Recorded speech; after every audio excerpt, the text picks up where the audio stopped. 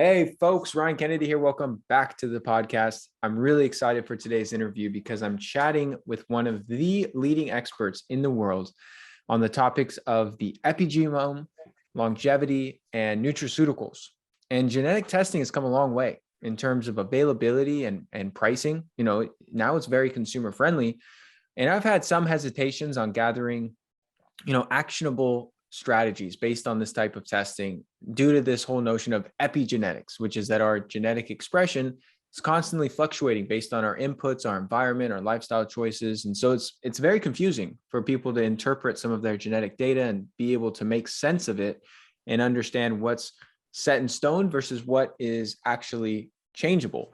And so I brought on Dr. Kris Verburgh to take a deep dive with me because he is very knowledgeable on these topics. And we're going to talk all things longevity and health optimization today, folks.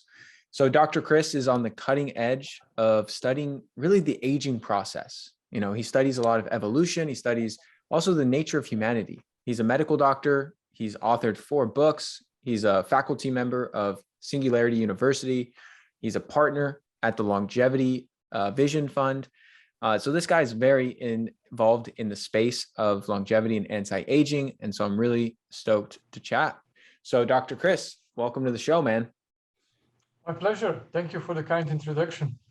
I want to start by having you give the listeners a general explanation, just a very fundamental understanding of the differences between genetics and the epigenome, and then this concept of epigenetic reprogramming.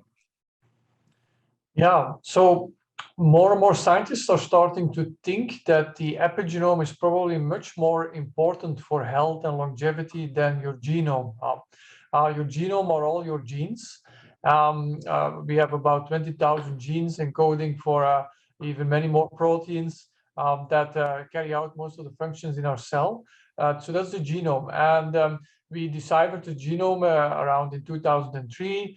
Cost $3 billion. And the thought was, oh, now we know the genome, now we know everything about aging, health, disease. We will soon figure everything out because now we have the genome sequenced and that's that. But that was, in fact, quite a huge disappointment. So looking at the genome, it was very difficult to predict the risk of more complex diseases like heart disease, Alzheimer's disease, even obesity. There are hundreds of genes involved in the risk of obesity, and you cannot really pinpoint one or a specific gene that plays an important role and so on.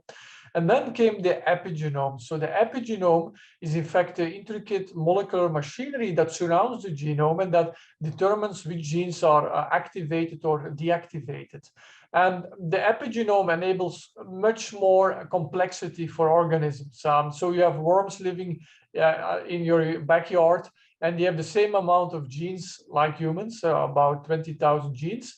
But of course, we are much more complex than those worms because our epigenome enables much better fine-tuning of gene activity, which genes are switched on or off during specific periods of time and so on. So we see that the epigenome is a much better predictor of longevity, of health. There are epigenetic clocks that try to determine your biological age, and they work actually much better than just looking at your genome. So we are in this post-genomic era where we see that the epigenome, but also the transcriptome, the microbiome, the metabolome, the proteome, the ribosome, ribosomal activity, and so on, paint a much better picture of our health. But the epigenome is probably one of the most interesting omes out there to assess in a more holistic way our biological age, our disease risk, mortality risk, and so on. What are your thoughts on some of these companies like Self-Decode and others that, have these reports where they're looking at, from my understanding, the epigenome of different SNPs and different genetic expressions, and then they generate all these recommendations, right? They tell you what supplements you should take, how to eat, your sensitivity to things like caffeine. What's your opinion on those? Are those fairly accurate? Do you subscribe to those and believe those are worthwhile for people to do? Yeah, we have seen in the last 10 years or so the rise of genomic testing, gene companies. Let me first start there. These are Hmm. companies like 23andMe and Yep. Decode and so on, and they short your genome. But the problem is often they don't short your complete genome. So for 23andMe, for example, they look at 720,000 little tiny parts of your genome, so about 720,000 base pairs. But you have 3 billion base pairs. So they only look at a fraction of the 3 billion base pairs that make up your entire genome. And some of these, let's say, SNPs and so on, and sequences can be interesting, or nucleotides can be interesting. For example, for Alzheimer's risk, if you are the carrier of specific alleles like ApoE4, that it tremendously increases your risk of Alzheimer's disease. 9 to 19 times more risk of Alzheimer's disease if you have ApoE4 alleles. And if you have ApoE2 alleles in your genome, that is associated with much less risk of Alzheimer's and neuroprotective effects, Yeah. and so on. So for that, it's interesting. But yeah, to do that kind of gene scans to determine your heart disease risk, or other forms of neurodegeneration and so on, it's a big problem. And also they only paint a small part of the bigger picture. For example, they look at a few genes involved or parts of genes involved in obesity. But as I mentioned before, there are hundreds of different genes involved in obesity. So perhaps your genomic scan or DNA test will say, yeah, according to these specific sequences in these specific genes, you have an increased risk of obesity, but they don't look at hundreds, if not thousands, of other regions in the DNA that perhaps can reduce your risk of obesity. So how useful is it? And a third aspect is, even if you look, for example, at a gene that can increase your risk of breast cancer, there are specific genes, and then they say, for example, looking at that gene, well, you're at not at an increased risk of breast cancer, but they only look at a tiny part of the gene, you see. So they are not looking at other parts in the same gene that could bear mutations that actually increase your risk of breast cancer or other diseases. So there have been incidences or cases of women who did who tested a gene to see whether there were not mutations in the gene that could increase the risk of breast cancer, and they were said, no, you don't have these mutations. But actually they did have mutations in that gene, but the gene scan or the DNA test didn't look at those regions in the gene. So there are some reservations, definitely, and like epigenetic scans or epigenetic clocks could be more interesting. Yeah, before we get to the epigenetics, I want to unpack a few things you shared. So to sum things up, essentially these genetic tests are taking a very small data set in contrast to the larger whole of your body. And so the accuracy is not very good. Would you say that that's true? Well, for a lot of diseases in the cases, yes, it's not that accurate, unfortunately. And that's one of the drawbacks. And I think that's really important to highlight, because a lot of people, so I know individuals personally, Dr. Kris, as well as you hear about some celebrities that do this, where they get some genetic testing done that says, you use the breast cancer example. They say, okay, you have an increased risk of breast cancer. We should do a prophylactic double mastectomy where they cut off your breast tissue to make sure you don't get breast cancer. And I have always thought this is one of the worst ideas ever, because for one, the genetic testing doesn't necessarily say you're 100% going to get breast cancer. And from what you're sharing, it doesn't even necessarily mean that it's an accurate prediction that you have a higher risk of breast cancer. And secondly, if you just cut off the breast tissue, well, you'll probably just get cancer in another part of your body, because now you've done all this assault to your body, you've gone through surgery. Do you have anything to share? I know Angelina Jolie made this really popular, and then a whole bunch of women started getting double mastectomies because they got this genetic test that says, hey, you might have an increased risk of getting breast cancer someday, maybe.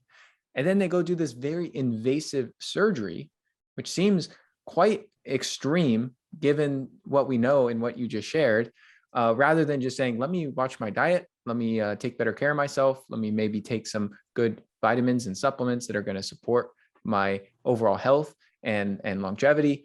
So I've always thought that was just crazy. Do you have any thoughts to share on that topic? Yeah, Well, a lot of thoughts, definitely. So it's definitely an interesting remark. So there are specific genes. If you have mutations in them, we know that you have 80% risk, even a little bit more, of getting breast cancer. So if you have that mutation, for example, in DNA repair genes, you have about 80% risk of getting breast cancer, which is quite high. And these were the kinds of mutations Angela Jolie was unfortunately confronted with.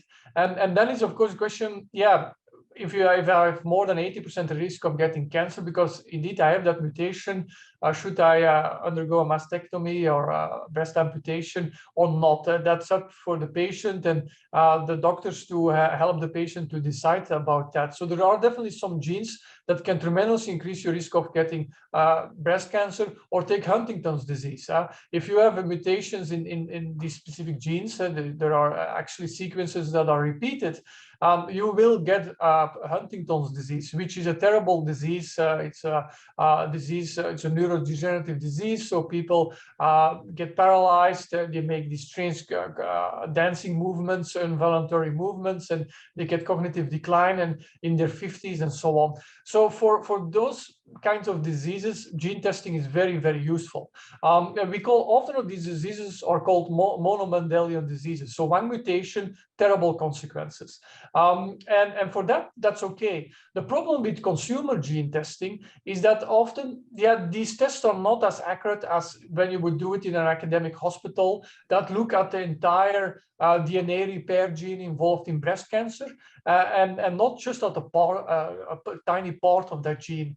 And so the problem in the previously arose from the fact that people they did a gene sequencing, but they only looked at like the 3 most common mutations in a specific gene, increasing tremendously your risk of breast cancer.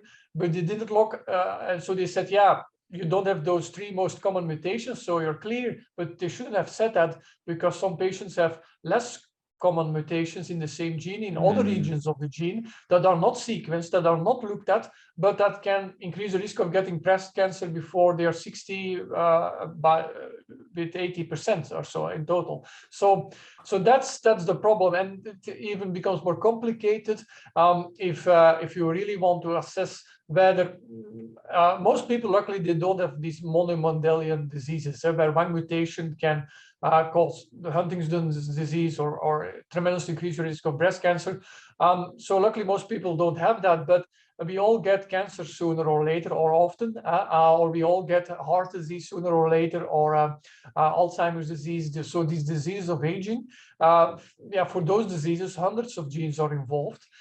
Some companies try to mitigate this by creating polygenetic risk scores. So AI looks at hundreds of different regions in the genome to determine your risk of getting Alzheimer's disease or heart disease or type 2 diabetes. But yeah, it's not that accurate yet. And actually, scientists have found that the epigenome probably is more interesting regarding making, let's say, assessments of your health and longevity. So those genetic variations you explained that they use in academic hospitals to test and assess your risk of potentially getting, let's say in this example, breast cancer. Those genetic alterations that they're measuring, they're set in stone, or are those things that, let's say someone were to hear this data, they were to go and make all sorts of changes to their lifestyle, to their diet, to their routines, and complete 180 their life, so they're much healthier. Then they went back in for this testing. Would it show a difference in those genetic alterations, or are those set in stone for their whole life? Yeah, that's a great question. So some of them are set in stone. Like if you have like that number of repeats in a specific gene, you will get Huntington's disease when you're in your 50s. So that's quite set in stone. Other mutations in other genes cause mucoviscidosis and so on, or cystic fibrosis. And so we know if you have that mutation, you will develop cystic fibrosis, and you will likely die when you're in your 30s, even with the best treatments and so on. Others are less set in stone, like the mutation of Angela Jolie. She had a mutation in a DNA repair gene. And we know if you have that mutation, there is like 80% risk you get breast cancer in your 50s or 60s. So 80% risk then it's up to the patient to decide, do I want to undergo a mastectomy or not? And then there are these mutations like the one I previously talked about, like ApoE4. It significantly increases your risk of Alzheimer's disease, but that doesn't mean if you have like an ApoE4 allele or version of in your genome that you will get Alzheimer's disease. If you eat healthy, if you exercise, if you reduce stress, if you sleep well, it's quite likely you won't get Alzheimer's disease. And But that's actually the case. You'll always have that same allele, that ApoE4, that never goes away. Is that what you're saying? Indeed, that stays there. Okay. Of course, we see with the epigenome, sometimes you can switch on or off genes. But with ApoE4, we do know, unfortunately, that it significantly increases your risk of Alzheimer's disease. But if you eat healthy and you exercise and so on, you can also significantly reduce your risk of Alzheimer's disease, even being a carrier of that gene. And then, if we speak about heart disease in general and type 2 diabetes and so on, so all these chronic lifestyle and aging-related diseases, we see a very strong lifestyle component there. Actually, if you look at longevity, how much of your lifespan is determined by the genome, we see it's about 25% of your variation in lifespan is determined by genes, and about 75% of how long you will live is determined by lifestyle. So it's 25% genetics, 75% lifestyle. Unless you're a centenarian. So we see for people who become 100 years or older, it's often, there is a very strong genetic component. So that also leads to a lot of misunderstandings. So people saying, look at this lady who became 110 years old and she smoked and she ate hamburgers and drank soda the whole time. But she is one of the very rare human specimens that have a very, let's say, strong genetic component tied to their lifespan. But for most normal people like you and me, with average lifespans of around 80 years, it's 75% lifestyle that determines your the variation in lifespan, and about 25% is genetics, which is not a lot. Yeah, and that's something I've heard time and time again as more data has come out about the predominance being your lifestyle choices and the minority percentage of outcome being your genetic, predestined genetics. But what I'm confused of, maybe you can clear this up for me, Dr. Kris. So if you have these genetic alterations, let's go back to the breast cancer example, and someone gets this test done properly, like you said, going to some sort of clinic or hospital that does the full workup, right? And they say, hey, based on the full workup, you have this genetic alteration. We think there's an 80% chance you will get breast cancer in your 50s or 60s. How can they say that there's going to be an 80% chance when you just shared with me, it's only a 25%, it's only playing 25% role, 75% is lifestyle. So it seems like the numbers aren't adding up to me. If like 75% of your likelihood of getting breast cancer is your lifestyle, how are they going to claim that you're 80% likely to get this disease based on the genetic component that's only making up 25% of your likelihood? You see what I mean? Yes, that's a great question. The reason is that some people are unfortunate to be born with specific mutations that tremendously increase the risk of specific diseases, but luckily most people don't have those mutations. So Angela Jolie, she was very unfortunate to have that specific mutation in a very important gene that repairs damaged DNA. So she has faulty DNA repair, which is not normal. So 99% of people don't have that kind of mutation and so on. So same for Huntington's disease.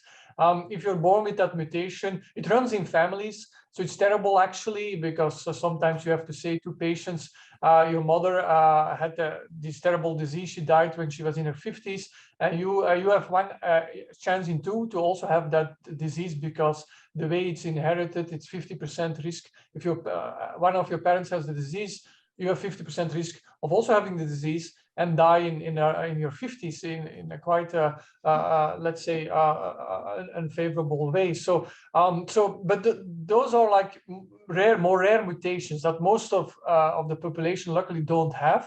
And for them, it's like 75% lifestyle and 25% is genetics. If you have, like, say, a normal set of genes and you're not burdened with these specific mutations that can drastically reduce your lifespan or increase your risk of specific disease. But these are rare cases.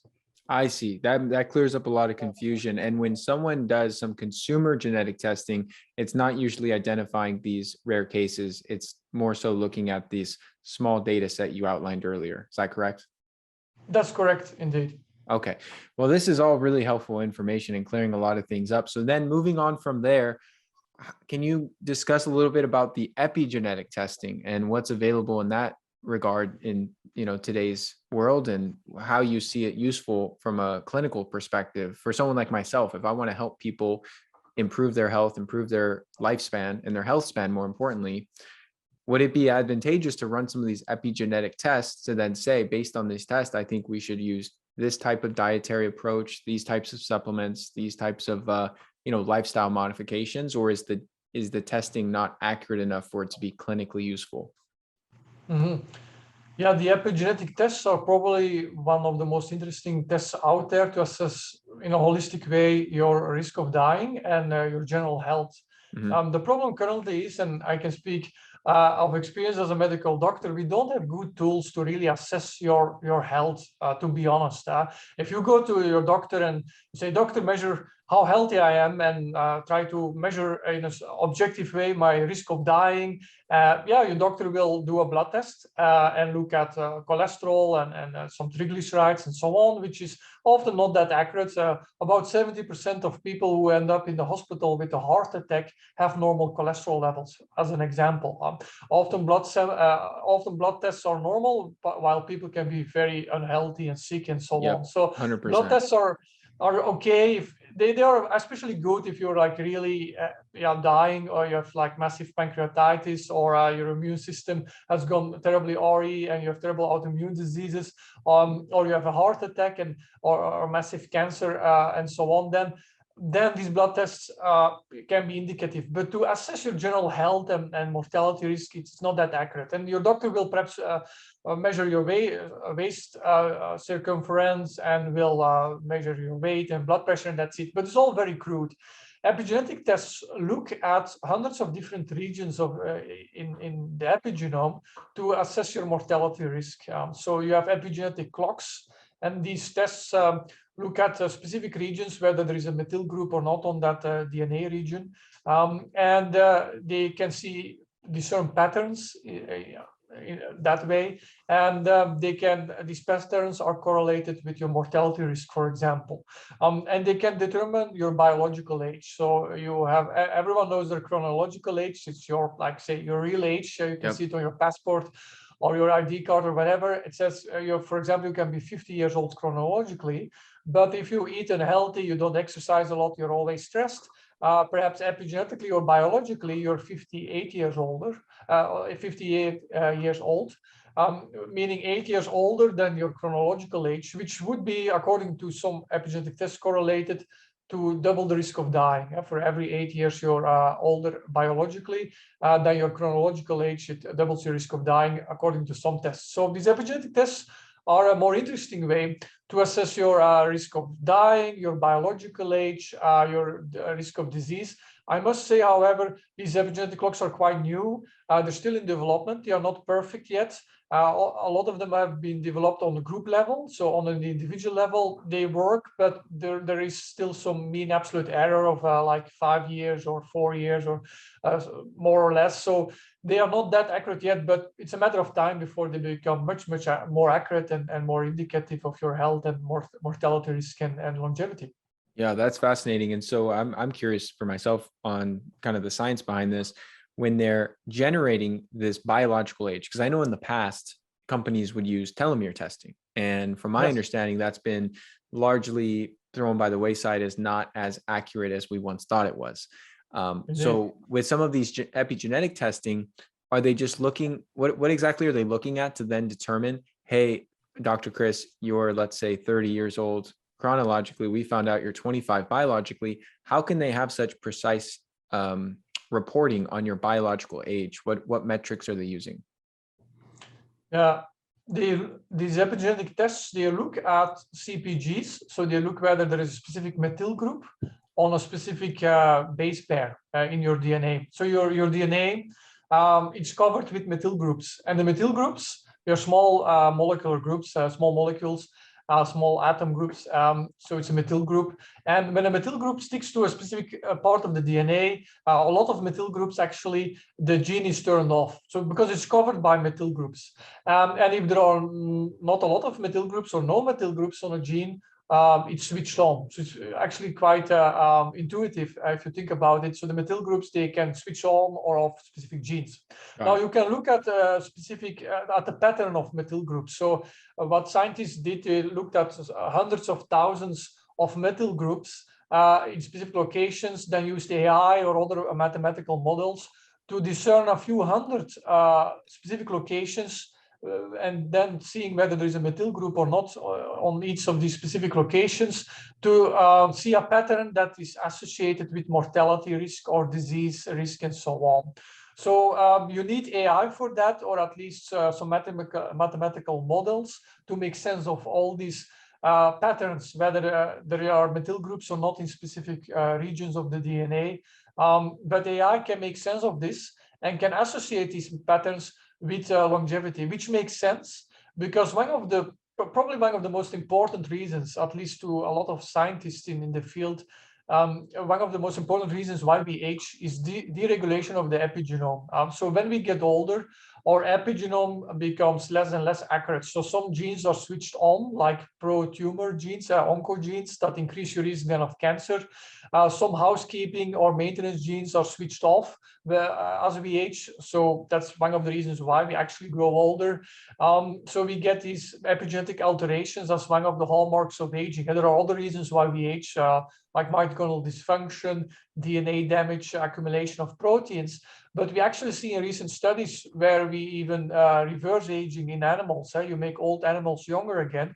That's by reprogramming the epigenome. So the epigenome probably plays a very important role in aging. So it makes sense that looking at the dysregulation and the different patterns of the epigenome are associated with mortality risk or disease risk and so on. Fascinating, fascinating. And so you would say that the biological age generated through association of these epigenetic tests is fairly accurate? Well, it's one of the best tools we currently have. If you compare it to going to your doctor and getting a blood test, it's more accurate. So that's already great. And I think it can be already very useful. There are a lot of epigenetic clock companies already out there. I looked in all of What's your favorite one? Yeah, well, currently there are different ones in development. So so you have a rate of aging clocks that you have more like absolute epigenetic clocks. So I love the clocks that not just use simple linear regression, which is more like a simple mathematical model to make sense of these methyl group patterns, but that use AI or more complex neural networks to assess, to really assess your biological age. So that kind of clocks, and also clocks that look at a lot of different CPGs, so not just a few hundred, but ideally thousands of them. And I think also the clock or aging clock of the future is going to be one that combines both epigenetic clocks, transcriptomic clocks, proteomic clocks, and microbiomal clocks, and so on, because you have different clocks. We are now talking about epigenetic clocks, but the microbiome also, for example, plays an important role in aging and so on. But if you want names, the classical clocks are the Horvath clocks. The Greenwich clock is a very well-known one. You also have the 2013 Horvath clock, which is a bit less accurate. You have the Levine clock. So these are a few examples of well-validated clocks, especially the Greenwich clock. But the best clocks are actually clocks that really look at mortality and not use surrogate biomarkers of mortality as some clocks use. So they look not whether people die, but you look at specific proteins in the blood that are associated with mortality and then correlate epigenetic patterns to those blood proteins, which is less ideal. Love it. Love it. So for people listening in, they're like, this sounds freaking cool, Dr. Kris. I want to learn what my biological age is. What's the name of the company or the website where you would recommend people go in order to get the most accurate testing that's available to consumers today? Yeah. Well, we are actually working for Novos at the clock. Actually, we cannot say too much yet about it, unfortunately, but we will bring out a very accurate clock. It's based on a lot of research. I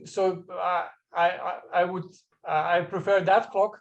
But So I think otherwise. Novos is a company you're involved with, and you're saying that that's not available yet, but it's something that should be available. What type of timeline are we looking like? Is this a couple months out? Is this a few years out? A couple months out. So we are looking in two very interesting clocks in that regard Okay. that determine also your rate of aging. But other clocks are, like I said, the Green clock and so on. And you can get tested on those clocks. The Green clock is very well validated, yeah, and so on. You have some other companies that are developing also their own proprietary clocks. But I must say it's still a very young field. Yeah. Do you In like that Inside regard, Tracker? Inside Tracker is like a common one people use, and I have mixed feelings about it. What do you think of that biological clock? yeah, so they look at a lot of blood biomarkers. Yep. I think blood biomarkers, like looking at specific proteins or metabolites in the blood, could be interesting. We do see that blood-based clocks, hematological clocks, are less accurate than epigenetic clocks, which makes sense for a lot of reasons. Being like, as I said, the dysregulation of the epigenome is probably a very important reason why we age. So the hematological clocks are less accurate. Also, yeah, they need a lot of different biomarkers to look at and then correlate that with your aging risk. The problem also is that a lot of these, let's say, commercial clocks are not, let's say, validated by other scientists in scientific papers and journals. So that's a problem. So you have to take the people that developed that clock by the, you just have to believe them. It's a black box. So they say we have this clock, but how well is it trained, the algorithm, which data set did they use, and how accurate is it? What's the mean absolute error? What's the area under the curve? What's the sensitivity, specificity? Yeah, often they don't share that. So, but it's like a whole new area. Just to sum things up, Inside Tracker is not using one of these epigenetic clocks. They're just using blood biomarkers and running it within their internal algorithm. Yeah, well, I know that at least they do blood tests. So I've not checked their their website recently, but when I checked a while ago, they use blood biomarkers. No epigenetic clocks like you're describing with looking at the DNA. What SNPs or epigenetic expressions are on and off. Last time I checked, they didn't offer epigenetic clocks. Could be perhaps now differently. I don't know. I should check after our interview. Yeah. Well, let me ask you a couple of things on this, and I'll get to why I'm so curious about this in a second. With Novos, the one that you're coming out with, can you give me early access to that? Yes. I can discuss with my co-founder. Definitely. Yeah. We'll talk offline. Because I'm keen to get one of these tests. And are you at a liberty to throw out a ballpark range of like what one of these tests costs, just out of curiosity for people who are listening, or like, I'm interested in doing this in a few months when it becomes available to consumers? Yeah. Well, we try to keep the price as low as possible. I think that's very important. Novos, as a company, we want to be a platform, enabling people to learn about longevity and to get the best test offered to assess their health and longevity. And epigenetic tests are an important part of that. So we really try to keep the price as low as possible. But unfortunately, the sequencing is expensive. So it's a very complex process to sequence the epigenome. And we would work with specific arrays that are cheaper, that only look at specific regions that are of interest for the algorithm. But so these are all ways that we use to reduce the price as much as possible. But to answer to your question, probably will be in the range of about $200. Which is actually not that expensive. That's a bargain. Yeah, that's more great. Money for their car, the maintenance or whatever, than their own body. So I think it's that's worth every benefit ratio. Yeah, that's worth every penny. $200 is not bad for a very accurate assessment of these things. And with what's available at the moment, like if someone wanted to buy one of these things today and they wanted to use one of these epigenetic biological tests that you outlined, like you mentioned one that was validated in 2013, you mentioned a couple that you said are pretty well validated. is there a company you can recommend or say like, hey, they're doing pretty good tests over here, you should check these guys out? Yeah, well, currently regarding epigenetic companies, I have some reservations about most of them in that regard, in the sense that, yeah, like I said, the algorithms are not that ideally trained. They use like linear regression, not sophisticated AI algorithms to make sense of these CPG patterns.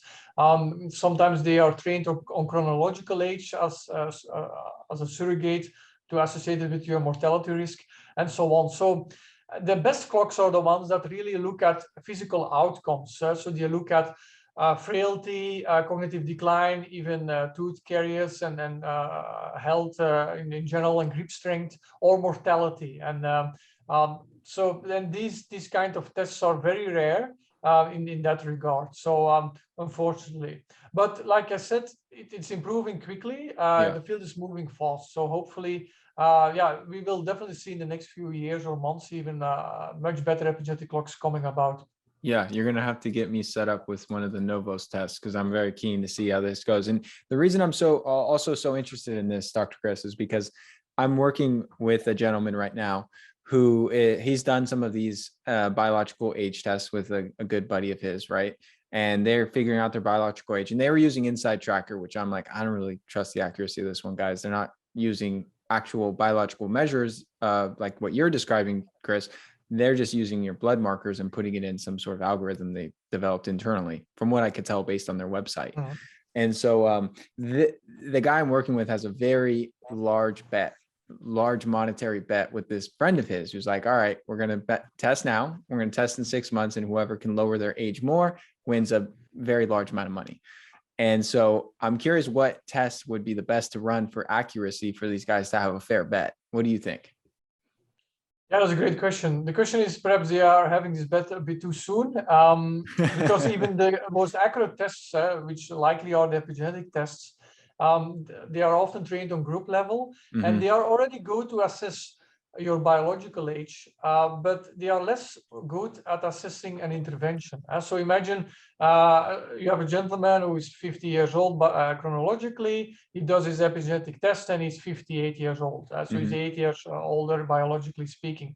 If he then starts to live very healthy and so on for 6 months and takes supplements and goes on a diet and exercises, and he retests after 6 months, hoping to have lowered his biological age, that's more difficult to pull off because the epigenetic tests are in many cases not accurate enough yet. Of course, there have been in the recent few months and 2 years some papers showing interventions where people are put on a healthy lifestyle, diet, and an exercise regimen, and they measure their epigenetic before and after, and we do see a reduction in epigenetic or biological age. However, a few caveats. First of all, they did it on the group level. Also, if you do it in a large group of people, you analyze all this information, then the epigenetic test can, in some cases, be accurate enough. But even there is doubt.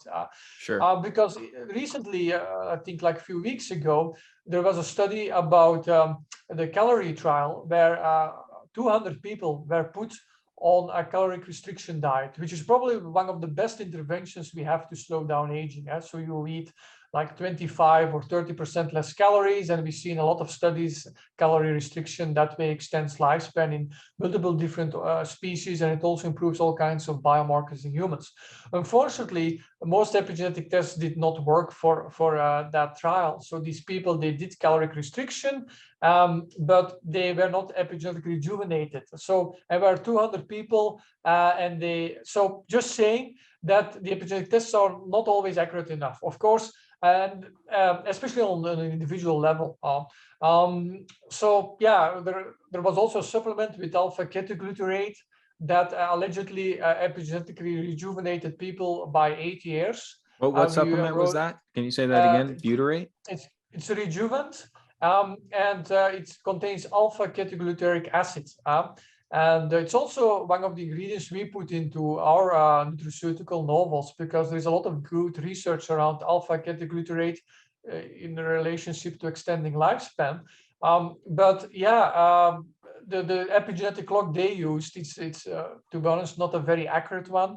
It's also a black box. We just have to believe the scientists because the clock has not been sufficiently validated in the scientific literature by other independent scientists and so on. So they can actually say whatever they want because the clock is not checked and validated by other scientists. So and they say 8 years rejuvenation, which is really a lot if you know that much more accurate scientific validated epigenetic tests cannot even find differences with very harsh or let's say powerful interventions like caloric restriction. So it's a whole new field and we have to take some results with a grain of healthy potassium salt in that case. Interesting. So I'm not familiar with this alpha ketogluteric acid. Is this a synthetically derived compound? Is this something that's naturally occurring in certain foods? Like where does this stuff come from? Yeah, alpha ketoglutarate is a very interesting molecule. I can talk for hours about it, but I will keep it short. So AKG is one of the very few longevity ingredients in the sense that there is a lot of science showing that AKG can extend lifespan in multiple different species, ranging from Drosophila, fruit flies, to mice and so on. We also see in humans that it improves metabolism and so on. It has been taken already for decades by athletes to improve stamina and so on, allegedly. But we do see in well-conducted studies that alpha ketoglutarate extends lifespan. It's a naturally occurring metabolite in the body. So everyone has AKG in their body. It's fuel for the mitochondria. So mitochondria use it to create ATP. And unfortunately, the older we get, alpha ketoglutarate levels decline. AKG has many functions in the body, like I said, improving mitochondrial health, but it also has epigenetic effects. So it's, for example, a substrate of the TET enzymes, which are very important epigenetic maintenance enzymes. And it also works synergistically with vitamin C in that regard.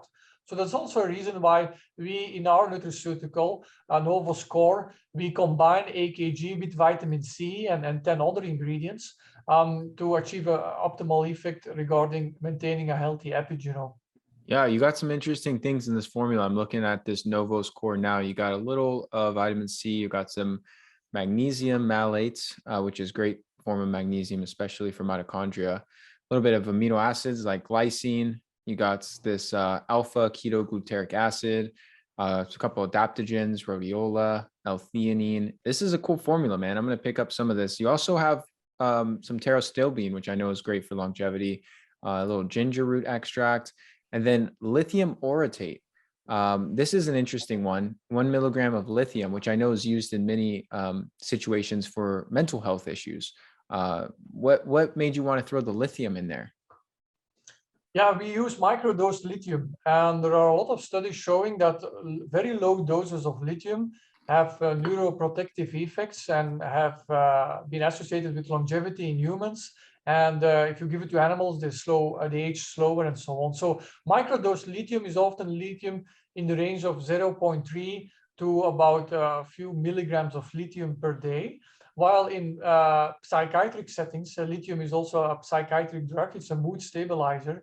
They use like 250 milligrams or much more of pure lithium per day. So let's say 250 times more than microdose lithium. But nonetheless, we see that microdose lithium can have all kinds of interesting health benefits. And actually, we see in regions in the world where there's much more lithium in the drinking water, we see associations with increased lifespan. So there are specific regions where there is much more lithium in the drinking water. It's like in the micro dose range. But people seem to live longer. They have less suicide also, by the way, and less neurodegenerative diseases. There also have been done clinical trials in humans with microdose lithium for neuroprotection. And they saw that if you give it long enough, so ideally 6 months or longer, that there is a decline in cognitive deterioration and Alzheimer's, risk of Alzheimer's disease or progression with microdose lithium. So it's a very interesting substance. It also has epigenetic effects. It upregulates epigenetically brain-derived growth factor and so on. So it's a very interesting one. But also the other molecules you highlighted, like glycine, it's not just a simple amino acid. It's a very fascinating one because it's one of the very few amino acids, or let's say substances, that if you give it to organisms, it extends their lifespan due to various reasons. I'm a huge fan of glycine. I've been using it before bed for years. I find it also helps improve sleep quality and has a lot of benefits. And that's, one of the predominant amino acids found in collagenous protein, like bone broth or collagen protein has pretty high levels of glycine. And I do find that it balances out the amino acid that's predominant in muscle meat, like in steak or chicken or fish, called methionine. We want this proper ratio of methionine and glycine. And that's why it's important to be drinking your bone broth, folks, and getting your collagen protein. So this is a great formula, Kris. I'm going to order some of this stuff today, dude, because they got a lot of good, anti-aging nutrients in here. It looks like it comes in little packets. Do you take it with food or on an empty stomach? What's your preference? It's a little powder. It's a sachet of powder because if you really want to make a proper longevity supplement, it cannot really be a pill because you need for a lot of longevity ingredients are needed in gram equivalents, and you just cannot put it in a pill. Actually, that's one of the reasons why I created novels because I was frustrated that there are so little science-based nutraceutical or supplement companies out there, because a lot of ingredients they use are based on outdated notions and don't have a lot of science behind them.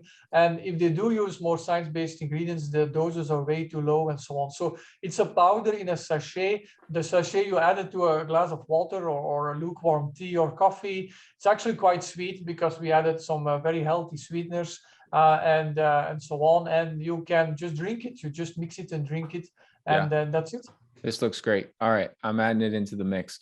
I'll put a link in the show notes for anyone listening in that wants to order some of this Novos Core that we're talking about. Definitely is a cool formula. I'm game for, especially with this very fascinating keto glutaric acid. As far as the other things, so back on the biological age front. So what I've gathered based on what you shared is that in your perspective, there's currently no consumer tests widely available that are accurately diagnosing or accurately determining your biological age. You say that all of them have their flaws for the most part of what I could go out, spend a few $100 and buy today.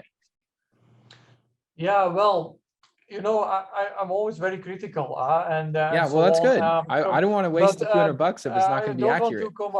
I don't want to come across as too critical. So I would say there are already a lot of interesting epigenetic tests, and often they are already better to assess in a holistic way your mortality or age, rate of aging, and so on. So I'm a big fan of epigenetic looks, actually, and also even of blood tests if they are properly carried out.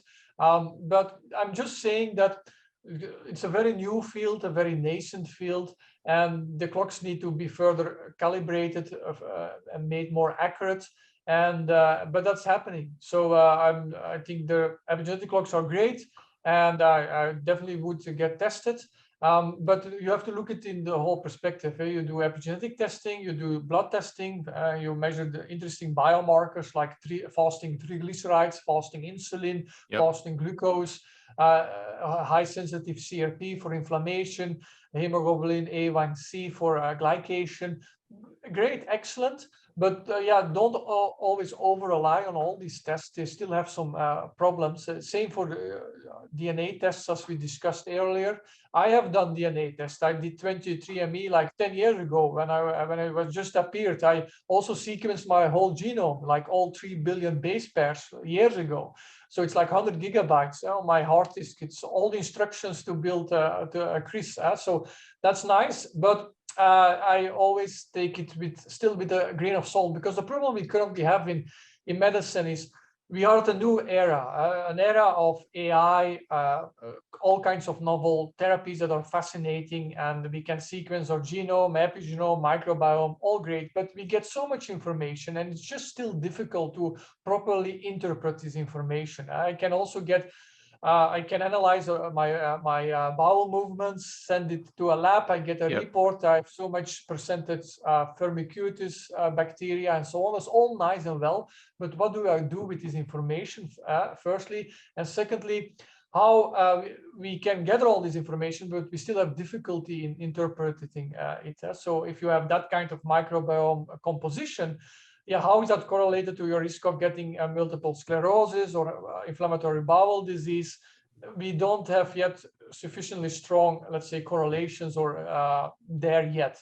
But it's moving rapidly, and I think getting a microbiome test and an epigenome test and a blood test are already quite interesting, but we should not over rely on it yet. Yeah, I'm with you. I agree with most of your sentiment there. I do see the value of testing just to course correct and see when things are moving in the wrong direction. Because if you do have your triglycerides, let's say, are 75 one year, 100 the next year, 150 after that, and now they're in the 200s, we know, hey, if you continue down this trend, your body is not in balance. There's clearly some sort of issue with your diet and your lifestyle, and there's some regression going on. I'm not a huge fan of just looking at total cholesterol, because like you said, there's a lot of nuance there, looking at different particle sizes and a whole bunch of different research with the cholesterol front. But I do like looking at like some of the ones you shared.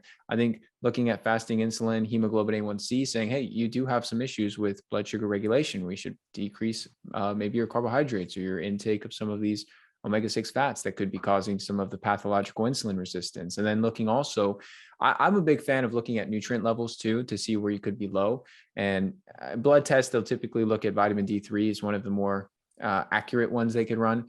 I found that most nutrient levels with blood testing aren't very helpful, because they're just looking at what's in the serum. So running your B vitamins, kind of worthless. Running your magnesium, not very helpful. But I do like looking at, I do some like organic acid testing I find really beneficial, that looks at other markers that are very closely associated. So if you're trying to test your B12, you might look at methylmalonic acid. And if you're trying to assess your, there's a lot of examples. If you're trying to assess your other like B6, there's a neutrophilic hypersegmentation index. Like there's a lot of cool ways to get some more data that I think is all, like you said, all helpful, but it's not the end all be all. I'm still trying to get an answer out of you though, Kris. I'm still trying to get an answer out of you for my guys who are doing this competition, this bet. It's a lot of money.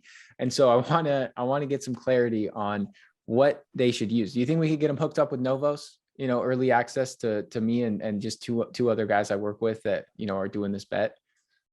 Yeah, I can discuss with my co-founder. Definitely we can look into that. Yeah, yes, that'd be great. We'll get some early access and help we are you. looking into the best ways to assess your health. Right? It's a passion of ours.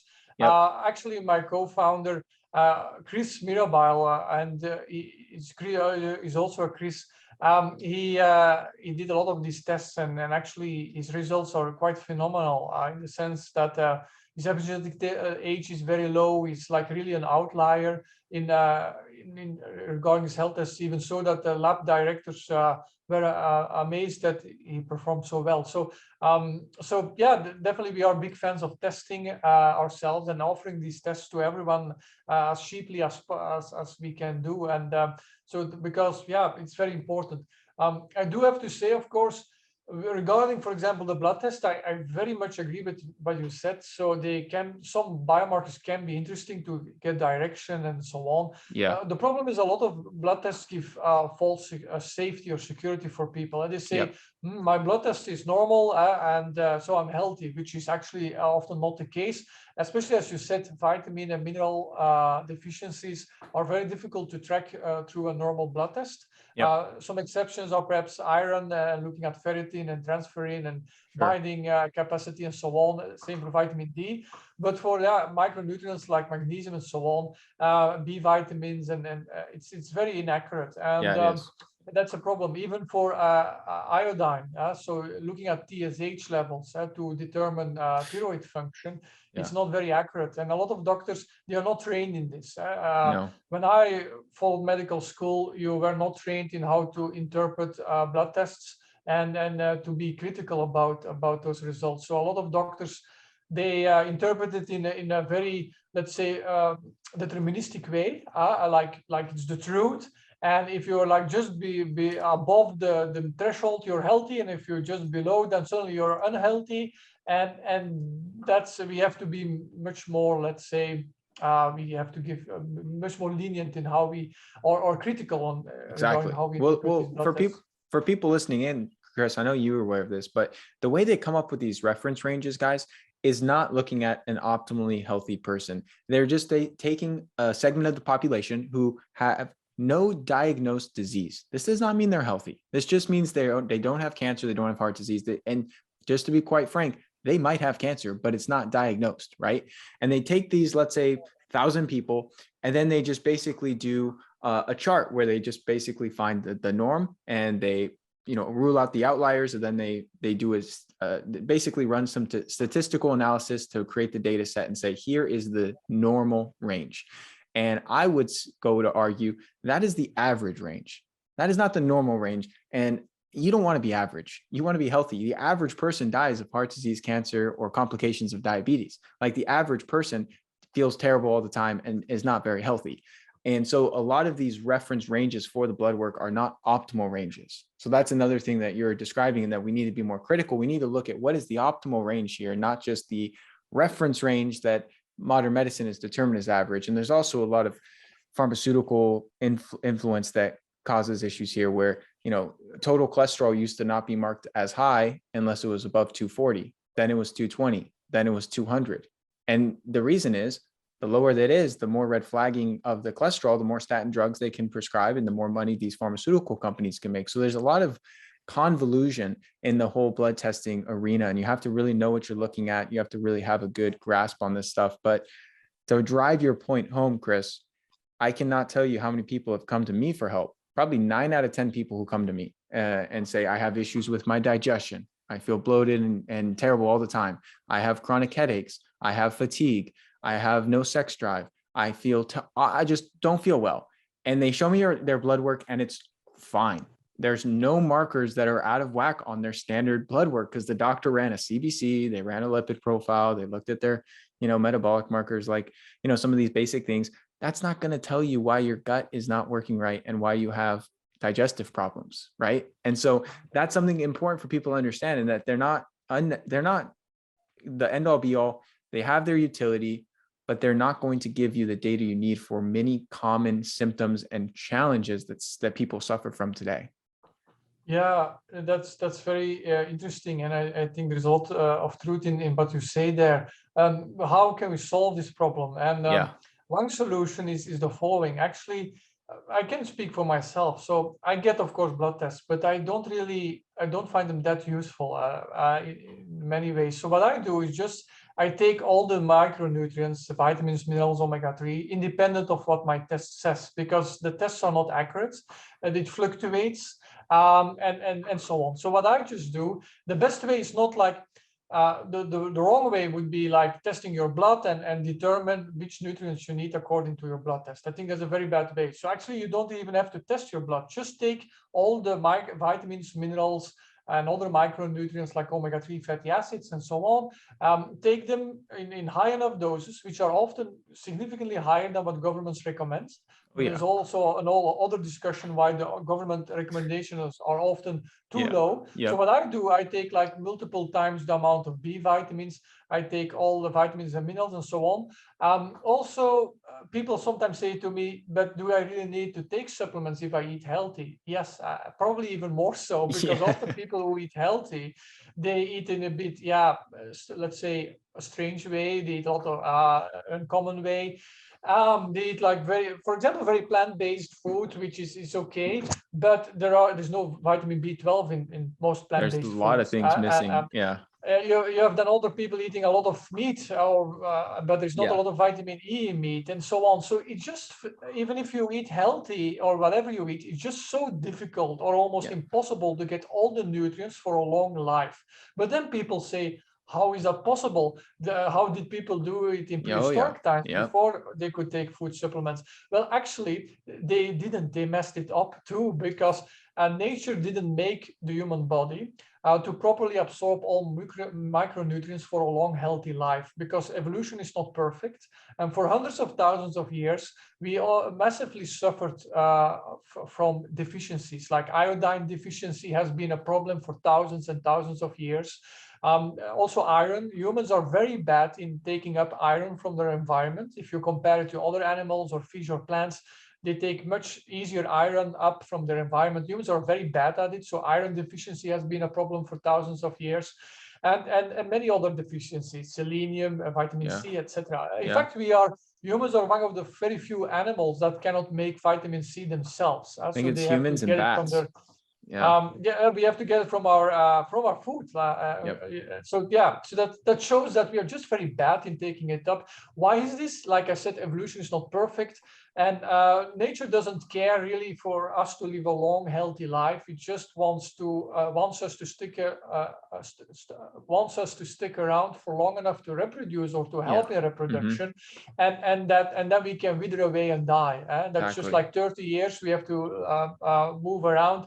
And whether vitamin deficiency or not, the first 30 years is not that of a problem. But if you're deficient in vitamins and minerals for decades, that really can tremendously increase your risk of cancer, asthma, allergies, cognitive decline, and so on. So Yeah. I think nutrients are very much underestimated. It's not taught at medical school. I'm not going to say it's like it will solve everything, but I think there are 70, 80, 90% of people are deficient in very important micronutrients that you really need for proper DNA maintenance, for epigenetic maintenance, for a lot of important enzymatic reactions. And it's not taught, and people and governments underestimate it.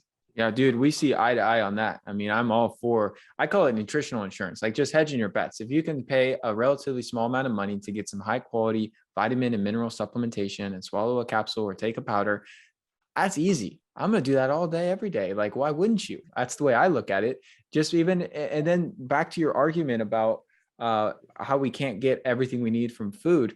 There's been research trying to assess this, and never has anyone ever found that through what would be considered a quote unquote perfect diet of adequate calories or well-balanced diet, can you get adequate amounts of all of these different micronutrients. You just can't do it. And the other factor to consider is our food is so much less nutrient dense than it used to be 100 or 200 years ago because of our farming practices destroying our soils. So the amount of vitamins and minerals in our vegetables and in our food today is way, way less than it was a few hundred years ago. The other thing is we need more than we needed a few hundred years ago because we are living in times of toxic stress. We have all sorts of chemicals in our environment. We have smartphones and screens and EMFs and all these different stressors our ancestors didn't really have to deal with. And so we need more antioxidant support. We need more magnesium. We need more of these things that help our bodies, help support our bodies in mitigating some of the stressors of modern life. I mean, I've done a whole podcast on this topic, Kris, because people always ask, like, why would we need supplements? Like, supplements can't be necessary. You know, hundreds of years ago, people didn't have supplements and they were healthy. I'm like, who told you 100 years ago people were like super healthy and like living to be 100 years old? Like, once you've reproduced, as far as nature and evolution are concerned, you're just wasting resources. Like living into your 60s and 70s and beyond, you're not helping to move the species forward. Now, I would argue that you are, because there's a lot of wisdom in our elders and they are obviously teaching younger people good practices and good knowledge. But as far as evolution is concerned, they want you just to pop out some kids and cut the cord, because you're just going to continue to use up the planetary resources that could be used for, you know, younger generations. So we see eye to eye on that, bro. I like that you shared that. So sorry to interrupt, perhaps one thing to add to that, because I think it's a very important point you make there. A lot of governments say on supplements, like if you eat a well-balanced diet, you don't really need supplements and so on, or etc. So I don't buy this. So this is to give a quick example, take vitamin B12. Many governments in different countries advise to take 2 to 4 micrograms of vitamin B12 per day. But it's all based on outdated studies that deprive people for a few weeks of vitamin B12, and then they get anemia, become very sick. And then they say you need at least that amount to not become very sick very soon. But that doesn't say anything about the optimal amount of vitamin B12 you need for a long, healthy life. And actually, scientists, including at Oregon University, speculate that you need at least like 20 micrograms per day of vitamin B12 to reduce your risk of double strand breaks in the DNA significantly. If you get older, you absorb less vitamin B12, so you need even more. So they speculate people need 50 micrograms per day instead of 2.4 or 4 micrograms most governments advise. So same for iodine, same for vitamin D. Also, governments have been upping always vitamin D levels every 10 years or so. They say, oh no, actually we need more. So be very critical towards what governments say.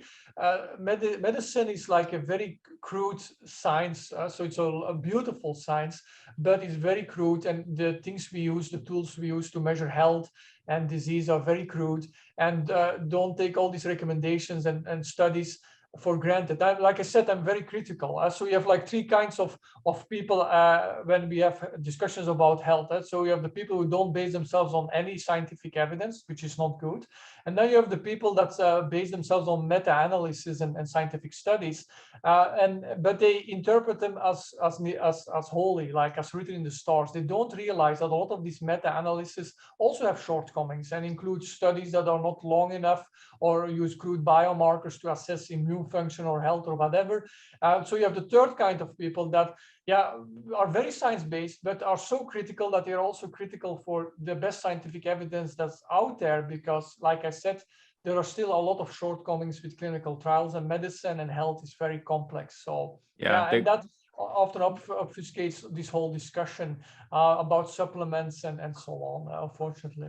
Yeah, don't look for the government for health, guys. That's simple as that. And the RDA, recommended daily allowance, I call it the really dumb allowance, because like you said, not only is it based on terrible data, outdated research, they're also having to account for the lowest common denominator. And so there's one recommendation for everyone. And how are you going to give a recommendation for my girlfriend who weighs 110 pounds and isn't all that active, and have it be the same recommendation for me who weighs over 200 pounds, almost double her body weight, and is much more active? Obviously, I'm going to need more vitamins. I got twice as much tissue and twice as much body to support than someone who's much smaller than I am. And so there's a lot of nuances there too, where the government can't, they got to give something out that's not going to overdose someone who's much lighter weight, much smaller, much slower metabolism, versus someone who's a larger guy. Like, he's going to need a lot more, because we're going based on our body weight for a lot of these needs, along with different metabolic processes and lifestyle factors. So yeah. All right, Kris, well, we're going to wrap this up. I know we're going a little over here, but dude, I could talk about this stuff all day. I want a quick answer from you on this one. So would you personally take tests from companies like Self Decode, or would you just not even bother with it? Well, what I did is, in fact, I just analyzed my entire genome, so all 3 billion base pairs. So which is that costed in 2003 $3 billion to do so. To sequence one genome. Now you can do it for $200 or so, probably even less, while we're having this interview. So I would try to sequence your whole genome and then run algorithms on it to analyze it and so on. But actually, I would not even rely too much on a genome or DNA scan. I would look at my epigenome. I think that's much more interesting, epigenetic tests, than DNA tests. So to sum things up, for the average person who doesn't want to run all these tests, they don't like to geek out on this stuff like you and I do, Kris. They're like, I want to get some good data. I want someone to tell me what to do. I want to be healthy. I want to feel good, right? That's most people. You would say, don't even bother with the genetic testing. Well, I would say it can be useful. I did it for example, to see whether I am a carrier of ApoE4 for Alzheimer's disease. Luckily, I'm not. I'm a carrier of ApoE2 and so on. So let me stop you there, though. If you were a carrier, how would that change what you do? A lot, because if I would be a carrier, I have like 9 to 19 times more risk of Alzheimer's disease. That doesn't mean I will get it, but it tremendously increases my risk of Alzheimer's. So I would start to eat very healthy. I would follow a longevity diet. You wouldn't do that anyways. Even though you're not a carrier, you wouldn't eat healthy and follow a longevity diet regardless of your ApoE4. Yeah, well, I would do it anyway, but I would even emphasize that more brain health. Yeah, so I would take then more supplements for brain health, like a specific omega-3 that enters through the blood-brain barrier, contrary to other omega-3. I would take specific brain health supplements. So and you don't do that already. More on brain health. You don't take omega-3s and... That's a good question. I take specific, let's say, fish roe-derived phospholipid-based omega-3s that can penetrate the blood-brain barrier. So you're right. I Yeah. also do that. No, But if I knew it, I would even focus. I would even do more my best. So I would here, do everything I can to yeah. substantially reduce the risk. Then. Here's my 2 cents, Kris. Here's what I believe. For everyone listening in that wants to know Ryan's opinion on genetic testing, I think it's a bad idea. And here's why. I think that most people, if they found out that they have a 9 to 19 times higher risk of Alzheimer's disease, it's going to mentally fuck them over. They're going to be thinking about it all day. They're going to be like, God damn it, I'm going to get Alzheimer's. This sucks. Poor me. And then it's going to become a self-fulfilling prophecy because there's such an impactful connection between your mind and your body. And if you're thinking, oh my gosh, I have a likelihood, the doctors, the testing said I'm going to get this disease or that disease, it's more likely to happen. I think it's doing more harm than it is good. And I think that if you are the type of person that's already eating well, that's already taking care of yourself, that's already taking all sorts of preventative measures and nutrients and optimizing your wellness, it doesn't matter what the tests say. You're already doing the things that you would do no matter what the test says for the most part.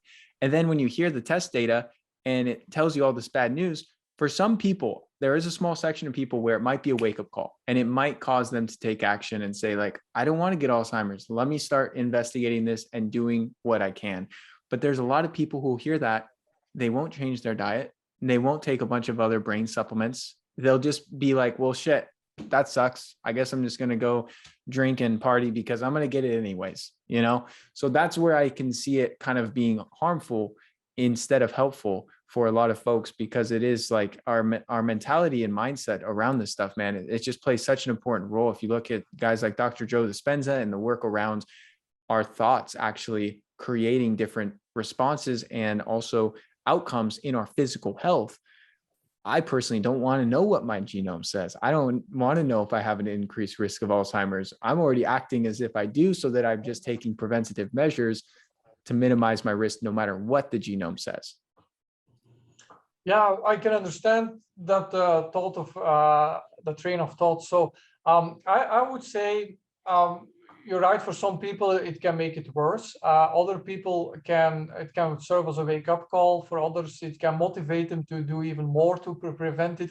And for others, it doesn't make a difference because they were already doing a lot of great work in that regard, or the best. So I think for me, as a medical doctor, I'm always of the conviction, like, I will just, I prefer data and insights, and then I leave it to the patient himself or herself to decide what they do with it.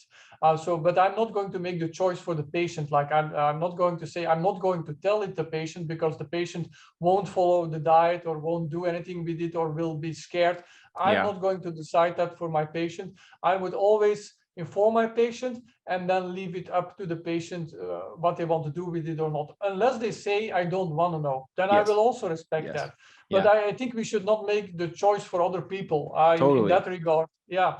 But and I it's just about understand what knowing you're saying. yourself. Yeah, knowing yourself and knowing, like, will I change depending on the data? Am I already doing what I could be doing? Will this get in my head and make things worse, or will it motivate me? I think you're right. It all depends on the person and their personality and their mindset around it. Yeah, definitely. And I agree, mindset is very important. We see that stress and can shorten lifespan and increase your risk of Alzheimer's disease and heart disease and so on. So the mind is definitely very important. But also biology and the microbiome and the epigenome and so many other factors. So it's of course the whole picture. Nowadays we are very fortunate. We have never had the opportunity to have so much insights into our health and the ability to eat healthy and exercise and get great health care. So I think we should try to interpret it in a way as wisely as possible, because some people are also overwhelmed, like you said, with all the data, are scared or worried. So I think it depends also from person to person. You have people who love data, others just don't want to know, and we should respect that. And there are like people with Huntington's disease that runs in family, like we talked about earlier, that just don't want to know whether they have 50% chance of dying of this disease or not. And that's something we need to respect. Yeah, absolutely. All right. One more thing for you, Kris. So for my guys doing the biological age bet, what supplements would be your top 3 and you can't choose your own because I already got that on the list. So we got Novos Core is probably one you'd say is one of the top three if you wanted to decelerate or decrease your biological age. I'm sure the second one you'd also say is NMN, nicotinamide mononucleotide. That one's well known in anti-aging. If you can't choose those two, what top three supplements would you pick for someone to decrease their biological age? Yeah, are you speaking about supplements or like individual ingredients? Because I can mention Supplements. if if there's like a product that's like a multivitamin, or if there's a product that has multiple herbs or vitamins in it that you really like, that you're like, this thing is freaking fantastic. Tell me products. I don't need to know the specific ingredients. If there's a stack of ingredients that you like in combination. Yeah, well, that's actually a difficult question. I can talk a lot about the ingredients for optimal epigenetic health. Like I think B vitamins are very important for epigenetic health, and there are a lot of B vitamin supplements out there. You also need methyl donors like phosphatidylcholine, which is, I think, a good methyl donor that donates the little methyl groups that you put on the DNA to silence specific regions. Some people, some people say choline. Often choline is called forgotten B vitamin. Choline is a complex story. There are some studies showing that if you take choline, it can be converted by your gut microbiome in TMAO, which is perhaps an atherosclerotic substance that can increase your risk of heart disease. But on the other hand, I believe a lot of people in the West are deficient in choline, which is very important for epigenetic maintenance. And you have a lot of choline supplements. I would not take choline beta-tartrate, like most supplements are composed of, but choline chloride or choline citrate. These are common supplements you can buy everywhere. You wouldn't use like an alpha GPC, like an alpha glycerol phosphatidylcholine? Well, a bit less, because some studies show also it can activate cortisol pathways and so on, and some growth factor pathways. And we see in aging that too much activation of growth factor pathways and cortisol accelerates aging. So I would prefer like phosphatidylcholine, which is actually a great substance, not just for epigenetic maintenance, but also for brain health. I'm a huge fan of lecithin. Do you like lecithin for that? Yeah, lecithin is interesting. I also took lecithin for a while. Now I take phosphatidylcholine and phosphatidylserine, and I really think they work much better, at least for me, and also from other people. So the lecithin granules I use, I've been adding this to my smoothie for, gosh, I don't know how many years, is a combination of a phosphatidylcholine, phosphatidylserine. It does have some other naturally occurring phospholipids, and it's just a great, food source of these nutrients. Obviously you have egg yolks, which has a great choline as well. But you don't like just adding like a good quality, like organic, non-GMO lecithin? Well, it's definitely a good option. As you said, it contains the two ingredients I discussed and then many others. But I like phosphatidylcholine as a supplement and phosphatidylserine because very highly dosed, and I really get like the 2,200 milligrams of the phosphatidylcholine, and I would need to eat a lot of lecithin for that. You take 1 tablespoon of my lecithin, Kris. You got about 3 grams of phosphatidylcholine. It's either 2.5 or 3. I think it's 2,500 milligrams or 3,000 milligrams. It's a pretty hefty amount for just 1 tablespoon of lecithin, which is not a lot. Yeah, that would be a lot. But actually, I tried lecithin and I didn't find an effect on my brain health and cognitive performance. Then I took phosphatidylcholine as a purified supplement, highly purified and dosed, and phosphatidylserine. I really felt the difference. And I also hear from other people that switch from lecithin to that kind of supplements, but everyone is different. So if you feel great with it, excellent. You can perhaps try out other supplements. That's great. But to come back to your question for epigenetic maintenance, and I think also supplements containing alpha-ketoglutarate is very important for epigenetic maintenance. NMN, glycine, fisetin also has some epigenetic effects, which you can buy as a supplement. So I think this like we discussed, microdose lithium also impacts the epigenome. Then you also have zinc, which is important for epigenetic maintenance. Magnesium, it also stabilizes DNA, but also helps to improve epigenetic health. So there are a lot of interesting substances in that regard. Yeah. What do you think of spermidine? Yeah, definitely. It's an interesting substance. So we looked already for a very long time into spermidine. It's mostly known as an autophagy inducer. So it increases the ability of cells to digest cellular waste that otherwise accumulates during aging. It's called autophagy, a cell of digestion. Yep. So cells will break down specific materials that otherwise accumulate. I pronounce it autophagy. Same thing. Yes, autophagy. So definitely, but it does other things too. So it's not just an autophagy inducer. It also reduces inflammation. It can improve mitochondrial health. So it's definitely interesting. But I'm always wary of like using one supplement or one ingredient to tackle aging. So some people say, I take spermidine, I'm good, or I take NMN, that's good. But aging is very complex. It's caused by multiple mechanisms. So only taking NMN, only taking spermidine, it's not sufficient. It's like looking at a house that's wearing down, trying to only fix the leaky gutter and not repairing the leaky basement and the broken windows and the windy attic or whatever. Just fixing the gutter is not going to substantially slow down the wearing down of the house. So great analogy. Just taking one ingredient, I strongly believe in using synergistic combinations of ingredients that tackle multiple aging mechanisms at the same time. You're talking my language, Kris. You're talking to a guy that takes a lot of supplements. So I'm here. I hear you. I completely agree. I don't think nutrients work well in isolation, and I don't think there's any reason not to stack as many chips in your corner as you can. Assuming you can afford it and that it's something that doesn't overwhelm you. But I love this stuff, so I am always tinkering new supplements. Here are my anti-aging stack, just so you could be aware. I think. Bringing in a product I use called Biogenema. I recommend this to a lot of patients, and this is a fantastic blood sugar regulation that has berberine, it's got Genema sylvestre, it's got chromium, it's got all these different herbs that essentially replicate some of the benefits as like a metformin, but in a natural form, and just help with glycemic variability. I think that one of my other favorites is systemic enzymes.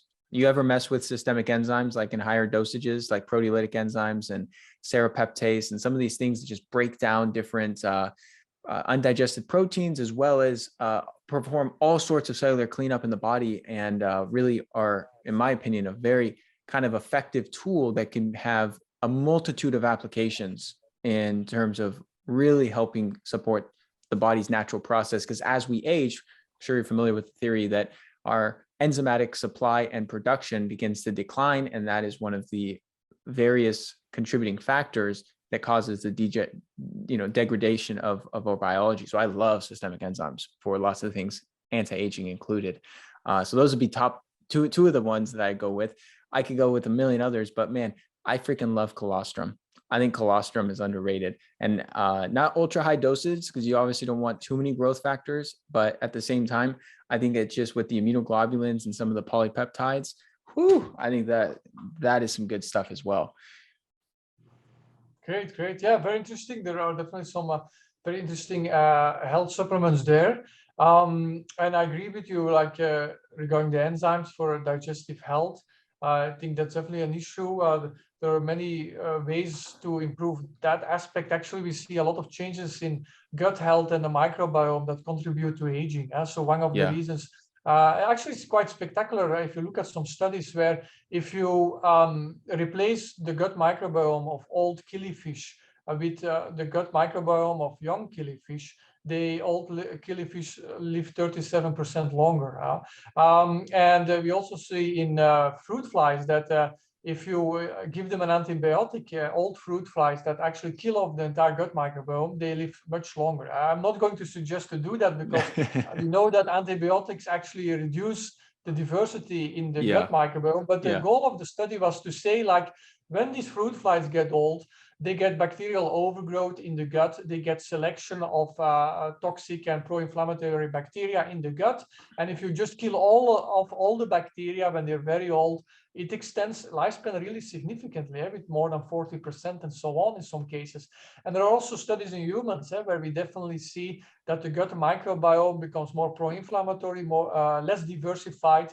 The problem is also one of the reasons why we age is stem cell decline. So the stem cells in the gut start to replicate less and maintain gut tissue. So you get a weakened gut wall, and you have toxins leaking from the gut into the systemic circulation, causing inflammation.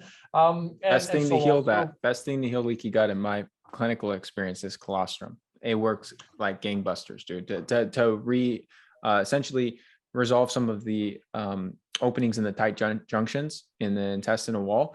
Colostrum, bovine colostrum, oh my gosh, works wonders. But on your tangent, you mentioned the digestive enzymes, which I think are very important, because that's going to be a great bang for your buck to increase your nutrient absorption. Like you said, lead to better gut health, less fermentation, and sitting of your food, so there's better transit time. But what I'm talking about are systemic enzymes. You take them way away from food. They don't have anything to do with digesting or breaking down food. You actually would want to take them many hours away from your last meal in order to have the illicit effects that systemic enzymes are designed for. I'll have to send you some stuff on it. I think you'd find it fascinating. All right, great. Yeah. Great. Happy to look further into it. Thank you. Yeah, dude, we've covered some great ground, Kris. I'm gonna let you go here, man. I know it's been a longer interview than we had initially thought, but we have lots of good stuff to talk about. So in closing, I just want to steer people where they could learn more about your work. So what's the best place for people to go if they want to connect with you and check out your stuff? Yeah, so I have an Instagram account, so Kris Verburgh, just my name. And if you really want to find out more about longevity and health, I've written a couple of books. One of my books is called The Longevity Code, and it's about food and nutrition to live longer, but also biotechnology to live longer, because there's also a fascination of mine. What are the best epigenetic and transcriptomic and gene editing therapies and so on to extend lifespan? We are at the beginning of a new era in that regard, where we see the advent of all kinds of fascinating new biotechnologies enabling us to live longer, healthier lives and much better treat diseases. So the Longevity Code is one of my books that can be interesting in that regard. And you can also check out our website, novoslabs.com. Like I said, it's a platform where we really try to gather all information to live, or very good information, science-based information to live longer, healthier lives. So we have articles that everyone can read about what's the best diet for longevity. We created our own diet model around that you can download as a poster. We added lists and tips to live longer. And we put a lot of information there regarding supplements, diets, and taken other ways to improve sleep and metabolism and insulin resistance and so many other diseases or afflictions to live longer, healthier lives. So that's also a resource that people can check out. Love it, man. I'll put all those links in the show notes of your Instagram, your company's website. I recommend people check out your product, this Novos Core. I know I'll be ordering some of that, and we'll have to talk offline, Kris, to get set up with some of the early access to these tests. That's what I'm interested in. And once it does become available, I will put it in the show notes in a few months from now and update the notes. So if you're not listening to this when it first came out, it could be the test is available and ready for you to order. So appreciate the time today, man. This has been awesome. I really love diving into these topics. My pleasure. Thank you for the great questions. Yeah, you bet. Thank you. Thank you so much for tuning into today's episode. If you found it helpful, please share it along to anyone else you believe it can serve. You can submit your own question to be answered on the show by going to ryankennedyhealth.com/podcast. Be sure to subscribe and leave a review for the show. Your feedback helps to support me on my mission to positively impact as many people as possible with this information. Please note, the information depicted in this episode is purely for informational purposes only. Please consult your healthcare professional before making any changes to your lifestyle or routine.